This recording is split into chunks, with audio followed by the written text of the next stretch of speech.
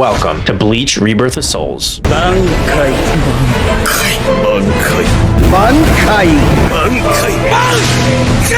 私の霊圧で自戒しろ。ようこそ私のソウルソサイティへ。 Alright guys, welcome to Bleach Rebirth of Souls. So I recently got the platinum trophy on this game, which means I obtained all 36 trophies in the game. So let's talk about it. So there have been a lot of Bleach console games in the early 2000s, but before Rebirth of Souls came out, the latest game that we had was in 2011, Bleach Soul Resurrection for the PS3. So that means we had to wait 14 years for a brand new Bleach console game. So this game is a 3D arena fighter, kind of similar to that of Tekken 8. I really wish this game was like the Naruto Storm games where you can kind of like freely roam around the stage and fight, but instead the controls are very weird and they definitely take some getting used to. But once you get used to them, the game is very fun. So hopping right into it, this game has a story mode, an offline mode, an online mode, tutorial, a store, options, and extras. A big majority of the trophies are found in the story mode, which is a mode that follows the story of Bleach from start to finish. There's a missions mode, which also contains some trophies, but we'll talk more about that later. And then there's Urahara's shop, where you can buy several items that can help you throughout the game.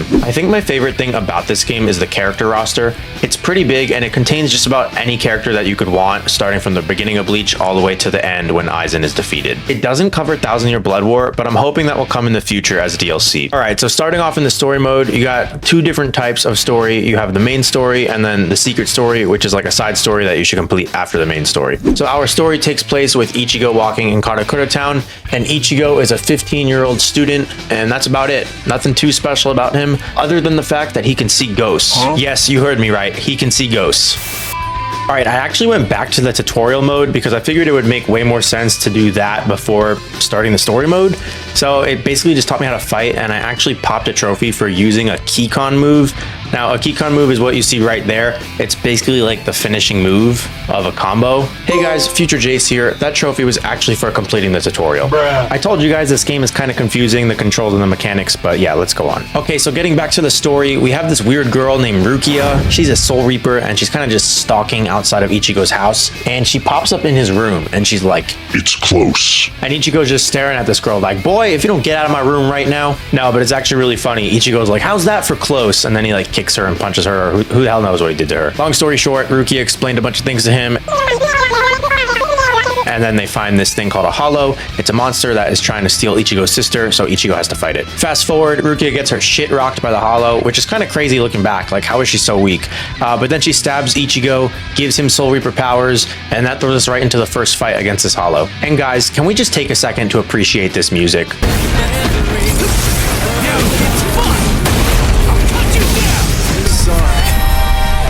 Kill you.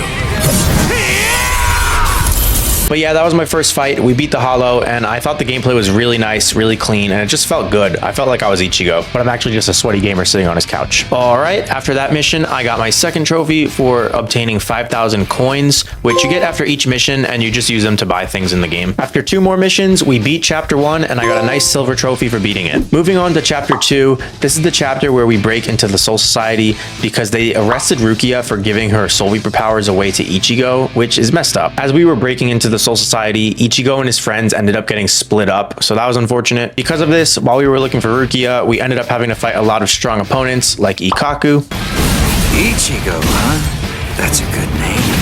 Renji, and even Kenpachi, which is obviously an awesome fight. That cut Kenny! I mean, to him, it's almost like your sword doesn't even have a blade at all! I also got a bunch of trophies during Chapter 2. The first one was for obtaining my first Spirit Talisman.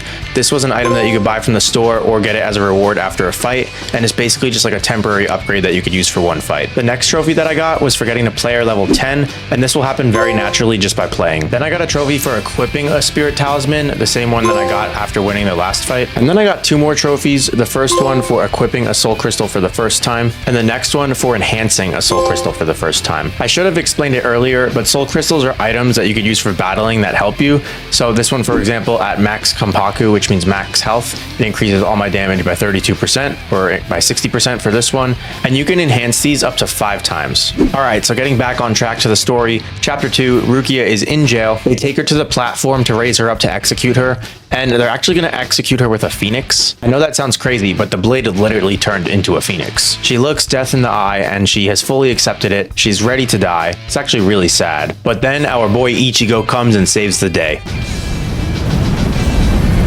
Hey, Guys, I'm sorry. If Rukia isn't giving him any sloppy toppy in the bathroom after that, I don't even know what life is anymore. But anyways, we saved the day like a hero. Then we had to fight a bunch of more people. And after that, we got the trophy for clearing chapter 2. Chapter 3 wasn't anything too insane. This was the Visored arc, which was pretty cool because we got to play as Hollow Ichigo for the first time. It's really cool to see Hollow Ichigo and all the Visoreds, and honestly just really awesome to experience like playing through the whole story of Bleach in a video game. We also got to fight Grimmjow in this chapter, which was really cool.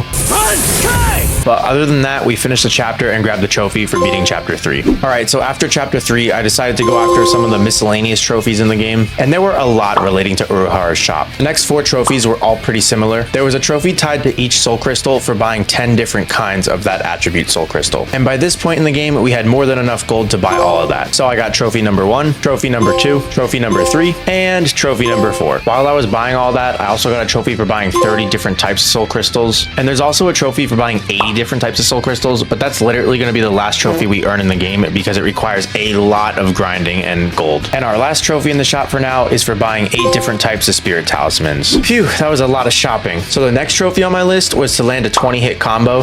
Now, I actually went out of my way to get this one, but you will just naturally get it with some of the better characters once you get further into the story mode. But I ended up getting it while I was playing as Toshiro.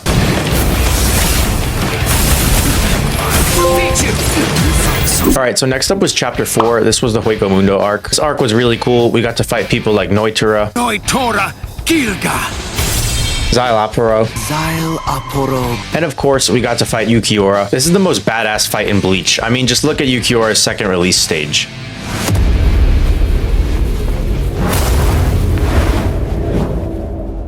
This fight was so awesome in the anime, and it was just as awesome in the game. I mean, playing as Vassal Lord Ichigo is so freaking cool.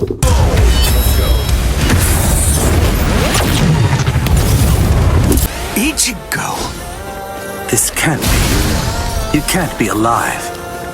What is this form I see? Just who are you? This game does a really good job at putting awesome music at important parts of the story. I'm asking you who you are.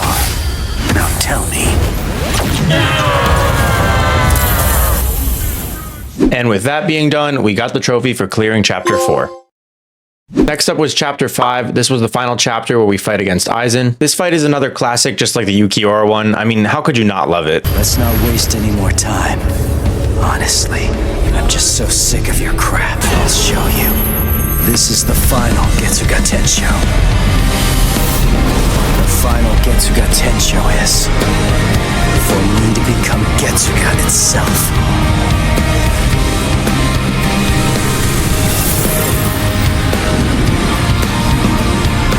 Getsu. That I have acquired.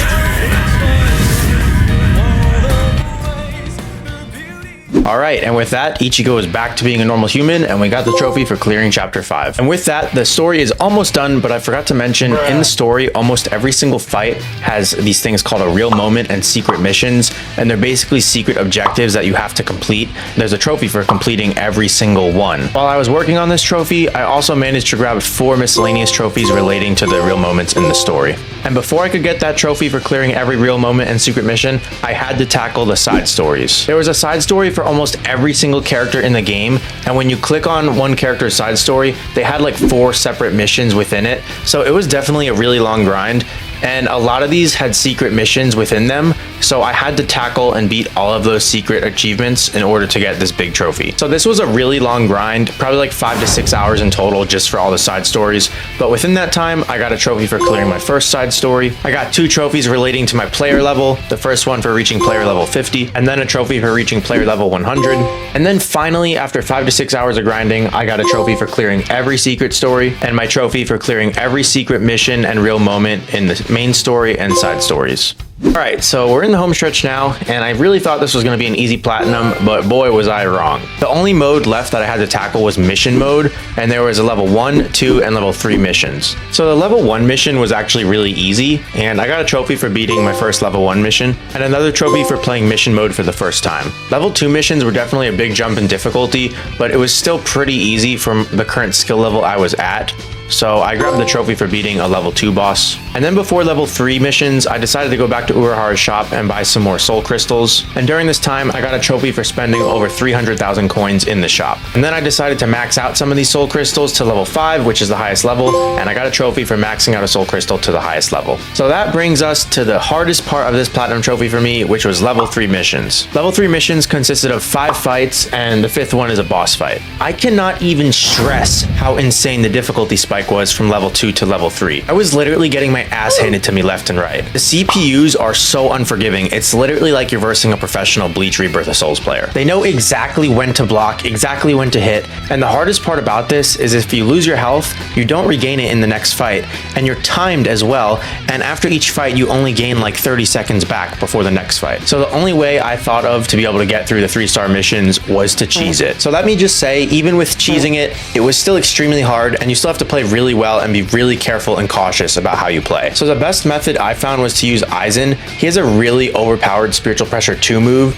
so you just wait for that to recharge and then teleport behind them with your flash step and then use that spiritual power 2 move. Now you do need to have very specific crystals in order to be able to do this, and they need to be level 5 as well. I'm not going to cover the full build, but you could find it with a quick YouTube search. But yeah, this trophy really made the platinum a pain in the ass for me. I do enjoy a good gaming challenge, but this was just really hard. But once you get the Aizen method down, you should be able to lock it in pretty quick. But yeah, after about like 30 attempts total, I finally beat it and got the trophy for beating a level 3-star mission. So that only left me with one more trophy to get before the platinum would pop, and that was for buying 80 different types of soul crystals. This actually took a while, like an additional 4 hours of just farming 2-star missions, because you have to farm up a crap ton of gold to be able to do that. So after a few more extra hours of farming, I got enough gold and I finally bought my 80th crystal and got my final trophy before the platinum popped. I absolutely love the sound when a platinum pops. It is just like such a satisfying achievement. But yeah, that's the Bleach Rebirth of Souls platinum journey. Overall, it's a really straightforward platinum journey, and it's very fun, especially if you're a Bleach fan. It's nice that there are no online trophies required for the platinum, although I will say I did have a lot of fun with the online mode just battling other people. But yeah, guys, thank you so much for watching. I really appreciate it if you made it this far into the video. Comment down below, let me know what games you would like to see next, and until next time, peace out.